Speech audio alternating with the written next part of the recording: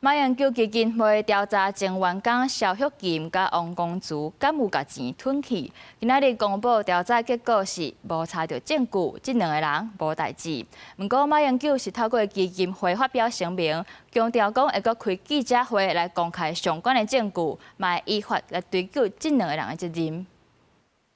馬英九基金會風波一直拖，對前幕僚蕭旭金、王公珠是不是違反財政紀律案，3人調查小組臨時宣布完成調查報告。技術部發現2人有私吞財物的證據，蕭旭金無經手基金會財務，也讓王公珠提出的財務甲憑據完整，攏是用佇個公布的基礎。同時也講到這個調查過程並無變順。包含金溥聰先生，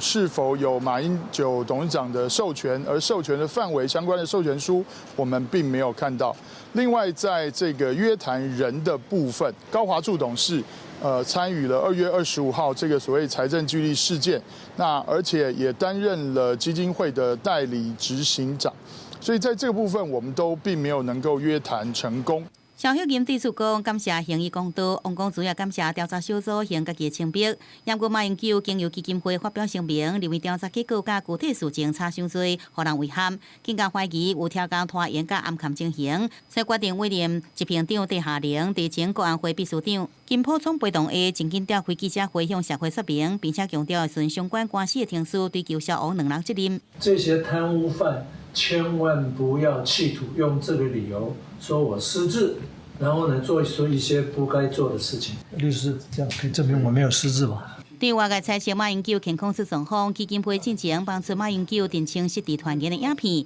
也有馬界人已經對馬英九向法院申請輔助宣告，也就是指因為精神障礙，也是其他心智缺陷造成表達，也是判斷這能力有不足者，必須由輔助人來幫助處理拍官司，擔任法人負責人這特定重大法律行為。也個前提是當事人必須親身經過醫療單位鑑定，所以講，若馬英九無願意配合，真可能造成裁決拖延。記者綜合報道。